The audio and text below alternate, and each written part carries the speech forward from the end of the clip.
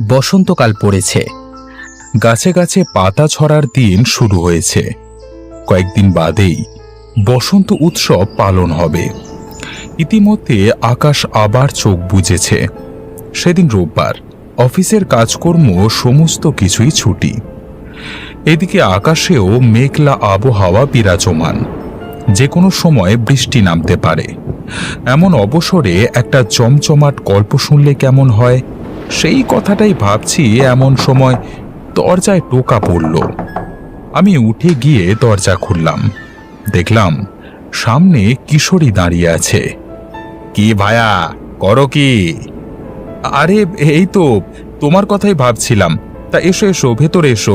বাইরে দাঁড়িয়ে কেন? এসো এসো। আরে দাঁড়াও দাঁড়াও, অত তাড়াহুড়ো করলে হবে? আজকে শুধু আমি একা নই গো, আমার সাথে আর একজন এসেছে। সে কি, তোমার আত্মীয় নাকি? তাকে বাইরে দাঁড় করিয়ে রেখেছো কেন?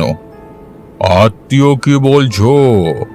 আত্মীয়র থেকেও বেশি গো। হঠাৎ চোখের সামনে তারানাথকে দেখে আমি বেশ অবাক হলাম। এমন সময়ে যে তাকে দেখতে পাবো, এটা আমি ভাবতে পারিনি। আরে আরে, আপনি আমার ঘরে? কি সৌভাগ্য আমার, কি সৌভাগ্য আমার! আসুন আসুন, ঘরের ভেতরে আসুন। আজকে সকাল থেকে আপনার কথাই ভাবছিলাম। আর আপনি আসুন আসুন, ভেতরে আসুন, ভেতরে আসুন ঠাকুরমশাই। আমি তারানাথ আর কিশোরীকে নিয়ে গিয়ে ঘরের ভেতরে বসলাম। কিছুক্ষণ এটা ওটা কথা বলবার পর আমার অনুরোধে তারানাথ একটা গল্প বলতে শুরু করলেন। অতুলডিহি গ্রামের মোক্তার হরেন মণ্ডলকে সবাই চিনত। সেই গ্রামের কোনো অস্বাভাবিক ঘটনা পঞ্চায়েত পর্যন্ত গড়ালে গরিব পক্ষ সব সময় হরেন মণ্ডলকে লড়াইয়ের সামনে দাঁড় করাতে স্বাচ্ছন্দ্য বোধ করতেন।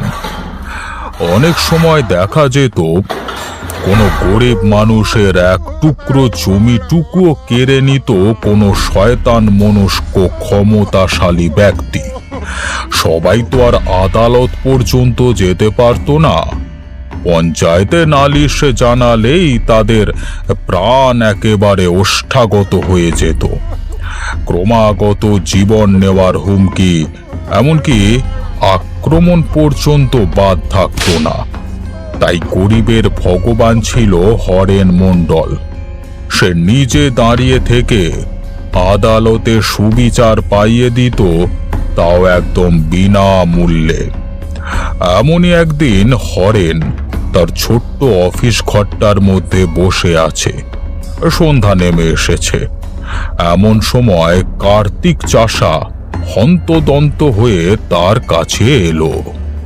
আসতে পারি বাবু? কি রে কার্তিক, দরজা দিয়ে উঁকি দিচ্ছিস কেন? আয় আয়, ভেতরে আয়। মোক্তারের ডাকে কার্তিক ঘরের ভেতরে ঢুকে দরজাটা আবার ভেজিয়ে দিয়ে ঘরে এসে খাটের এক প্রান্তে বসলো। হ্যাঁ কার্তিক, বল, কি বলবি? বাবু, আপনি যদি কিছু মনে না করেন, আপনাকে একটা কথা কইতে পারি? হ্যাঁ বল, কোনো সমস্যা হয়েছে নাকি? কেউ কি পেছনে লেগেছে? বাবু, তা নয় কো, মানে আমি গোপনে একটা কথা জানতে পারলুম। আরে কি কথা, আমাকে খুলে বল। বাবু, কথাটা আমাদের গোপাল বাবাকে নিয়ে। মানে আমি কিন্তু এখনো ব্যাপারটা বিশ্বাস করে উঠতে পারছি না। তবু আপনাকে বলাটা আমার কর্তব্যের মধ্যে পড়ে বাবু। আরে কি বলবি পরিষ্কার করে বল না, অত পায় তারা করছিস কেন? ওই গোবরা আগের বার তো জমি দখল করবে বলে বিফল হয়েছিল। আপনি আদালতে নিয়ে গিয়ে খুবটি করে শায়েস্তা করেছিলেন, কিন্তু সেই কোবরা আপনাকে হত্যা করবে বলে শপথ নিয়েছিল। শুনলাম নাকি তার আপনার ছেলের উপর নজর পড়েছে। কয়েকজনকে আপনার ছেলের পেছনে নাকি লাগিয়েছে। সুযোগ পেলেই আপনার ছেলেকে শেষ করে ফেলবে বাবু। কথাটা শুনে হরেনের মাথায় আকাশ ভেঙে পড়ল। তার প্রতিদ্বন্দ্বিতার শাস্তি যে তার নিরীহ ছেলেটিকে পেতে হবে, এই কথা শুনে তার সারা দেহ কাঁপতে লাগলো। কিন্তু সে মুক্তার, তাই কঠিন পরিস্থিতিতে নিজেকে সামলে নেওয়ার অভ্যেস তার আছে। কার্তিক, তুমি যে খবরটা আমাকে দিয়ে সাবধান করে দিলে, এতেই আমি অনেক উপকৃত হলাম। এখন আমি সরকারের কাছে আর্জি জানাচ্ছি, দেখি যদি কোনো রকম রক্ষার প্রতিশ্রুতি পাই। সেই রাতে বসেই আদালতে আর্জি করবার মতো একটা দরখাস্ত করে ফেলল হরেন। রাত কাটতেই আদালতে গিয়ে আর্জি জানাবেন, কিন্তু তা আর করতে হলো না তাকে। সকালে উঠতেই শুনতে পেল সংবাদটা। কার্তিকই জানালো, বাবু, বাবু, একটা সুখবর আছে। ওই কোবরা মারা গেছে। সে কি রে, কি করে হলো? হ্যাঁ, তা জানি না বাবু, তবে শুনতে পাচ্ছি গোবরার মাথাটা কারা যেন ধর থেকে আলাদা করে দিয়েছে। সে কি রে, এ তো ভয়ানক মৃত্যু। আসলে ওদের মতো অনেক ছোট লোক আছে তো, ওরা নিজের মধ্যে কে কত বড় শয়তান হয়েছে তাই নিয়ে প্রতিদ্বন্দ্বিতা চলতেই থাকে। হয়তো তারাই নিজেদের মধ্যে মারপিট করে। যাক, ভগবান যা করেন মঙ্গলের জন্যই করেন। কিন্তু তারা তখনও জানতো না কি ঘটতে চলেছে। এরপর বেশ কয়েকদিন কেটে গেল। এক রাতের ঘটনা। সেদিন ঝোড়ো কালবৈশাখীর সম্ভাবনা। জলো বাতাস শুরু হয়েছে সন্ধ্যা থেকেই। কার্তিক জমিতে সবজি চাষ করেছে। জাংলাগুলো সবে মাত্র দেওয়া হয়েছে, তাই কার্তিক ভাবল একবার গিয়ে দেখে আসা যাক। জমিতে পৌঁছাতেই ঝড় উঠল ভীষণ। গাছের শুকনো পাতা উড়ে যেতে লাগলো চারিদিকে। দূরের আকাশে নীল বিদ্যুতের ঝলকানি চলে যাচ্ছে। এমন সময় কার্তিক দেখল দূরের বাঁশঝাড়ের পাশে অন্ধকারে গা মিশিয়ে কে যেন দাঁড়িয়ে আছে। কে গো, এই ঝড়ের মধ্যে ওইভাবে ওখানে দাঁড়িয়ে আসো কেন? এই মাথায় গাছ ভেঙে পড়লে তো মরে যাবে গো। তার প্রশ্নের উত্তর এলো না। কার্তিক হাতে হাতে তার জাংলাগুলোকে সোজা করে গোড়ায় বেশ করে মাটি দিয়ে দিচ্ছিল, আর মাঝে মাঝে বাঁশ বাগানের দিকে তাকাচ্ছিল। ছায়ামূর্তিটা ঠায় সেই জায়গাতেই দাঁড়িয়েছিল। কি গো, এই তুমি কি কানে কালা না কি গো? সেই কখন থেকে ডাকছি, শুনতে পাচ্ছ না? এবার কার্তিকের খুবই রাগ হলো। সে হাতের কাজটা রেখে একটু সাহস নিয়েই এগিয়ে গেল সামনের দিকে। কিন্তু সামনে এগোনোই তার কাল হয়ে দাঁড়ালো। মূর্তিটার কাছাকাছি আসতেই মূর্তিটা ঝাঁপিয়ে পড়ল তার উপর। আমাকে আমাকে ছেড়ে দাও। কে তুমি? আমাকে ছেড়ে দাও। ওরে বাবা, ভূত!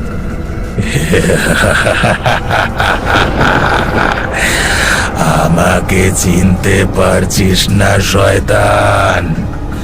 আমি সেই কোবরা যার কাজে তোরা বাধা সৃষ্টি করেছিলিস। এবার দেখব আমাকে জমি দখল করা থেকে কে আটকায়। একটা বলি না দিলে এই গ্রামের সীমানায় আমি ঢুকতে পারছিলাম না। তুই হবি আমার প্রথম বলি। পরক্ষণেই কোবরার আত্মা তার তীক্ষ্ণ নখ দিয়ে কার্তিকের গোটা দেহ ছিন্ন ভিন্ন করে দিল। ওদিকে বৃষ্টি নামলো। বৃষ্টির জলের সাথে কার্তিকের লাল রক্ত মিশে গোটা জমিতে ছড়িয়ে পড়ল। এরপর হরেন মুক্তারের সাথে একটা মামলার ব্যাপারে আমার সাথে আদালত চত্বরে আলাপ হয়। আমি তার মুখ থেকেই সম্পূর্ণ ঘটনা শুনি। তিনি আমাকে অনুরোধ করে বলেন, দেখুন ঠাকুরমশাই, আমি আপনাকে সবই বলেছি, আর আপনি আমাকে দেখে যখন বললেন যে এক ভয়ানক আত্মা আমার পেছনে লেগেছে, তখনই আমি আপনার দৈবিক ক্ষমতা সম্পর্কে অবগত হলাম। না না, দৈবিক শক্তির সাথে তুলনা করে আমাকে ছোট করবেন না দয়া করে। এ যাবৎ ধ্যান সাধনা করে যেটুকু আশীর্বাদ পেয়েছি সেটাই প্রয়োগ করে মানুষের সাহায্য করবার চেষ্টা করি। তাহলে ঠাকুরমশাই, আপনি আমাকে এই ভৌতিক ঝামেলা থেকে মুক্তি দিন, নহিলে গরিব মানুষগুলোকে আইনি ঝক্কির হাত থেকে মুক্ত করতে আমি অক্ষম হয়ে পড়ছি ক্রমশ। আপনি দয়া করুন। বেশ, আপনি যখন বলছেন তখন আজকের রাতটা না হয় আপনার বাড়িতেই আমি থাকলাম। সেই রাতে আমি মুক্তারের বাড়িতে গেলাম। মুক্তার বাড়িতে একলাই থাকেন, ছেলেকে বিদেশে পাঠিয়েছেন। খুবই সাধারণ জীবন যাপন করেন ভদ্রলোক। আমি ঘরে ঢুকতেই অনুভব করলাম সেই বিদেহী আত্মা এই ঘরের চারিপাশেই ঘোরাফেরা করছে। সুযোগ পেলেই আমার একমাত্র খবরি কার্তিককে কিভাবে যে মেরেছে দেখলে বুকে রক্ত জল হয়ে যায়। আমি সবই বুঝতে পেরেছি। আজকে রাতে বসে থাকলে হবে না। ওই আত্মা সুযোগের অপেক্ষা করছে। যেমন আপনার খবরি কার্তিককে গ্রামের সীমানায় বলি দিয়ে এই গ্রামে ও প্রবেশ করেছে, তেমনি আপনাকে মেরে দিয়ে ও এই গ্রামের সবারই ক্ষতি করতে চায়। দেখুন ঠাকুরমশাই, আমি মরলে অসুবিধে নেই, কিন্তু আমার গ্রামের লোকের উপর যেন কোনো রকম হামলা না হয়, সেদিকে একটু খেয়াল রাখবেন। আমি থাকতে আপনার এবং এই গ্রামের নিরীহ মানুষদের উপর কিছুই হতে দেব না। এখন আপনি আমার সাথে সেই স্থানে চলুন যেখানে কার্তিককে মেরে ফেলা হয়েছিল। মুক্তার বাবু আমাকে সাথে নিয়ে গ্রামের সীমানায় একটি জমিতে এসে পৌঁছালো। কার্তিকের জমিটা একদম ফাঁকা। ভয়ে কেউ জমিতে পা দিতে চায় না। জমিটা একদমই গ্রামের সীমানায়, আর ওই যে দূরে সেই বাঁশ ঝাড়টি। আমি জমিতে নেমে হাতে একটা কাঠি নিয়ে মনে মনে মন্ত্র জপ করতে করতে একটি গণ্ডি কেটে দিলাম। শুনুন মুক্তার বাবু, আপনি আর আমি এই গণ্ডির মধ্যেই থাকব। এরপর যা দেখবেন সেটা আজকে রাতের মধ্যেই ভুলে যাবেন। বেশ, তাই হবে। এরপর আমি মন্ত্র জপ করতে শুরু করলাম। কিছুক্ষণ মন্ত্র পাঠ করবার পর দিক বিদিকে ঝোড়ো বাতাস বইতে শুরু করলো। আমি মন থেকে বারবার কামনা করতে থাকলাম, যে করেই হোক গোবরার ওই পৈশাচিক আত্মাকে পরপারে পাঠাবই। কিছুক্ষণ পরেই দেখলাম ভয়ানক চিৎকার করতে করতে সেই আত্মা দূর থেকে ক্ষণিকের মধ্যে দৌড়ে এসেই আমাদের সামনে দাঁড়ালো। পিশাচটার মুখে একটা মরা হাঁস, চোয়াল দিয়ে গড়িয়ে পড়ছে তাজা রক্ত। রক্তচক্ষু পাকিয়ে সেই পিশাচটা আমাদেরকে উদ্দেশ্য করে বলল, কি চাস তুই?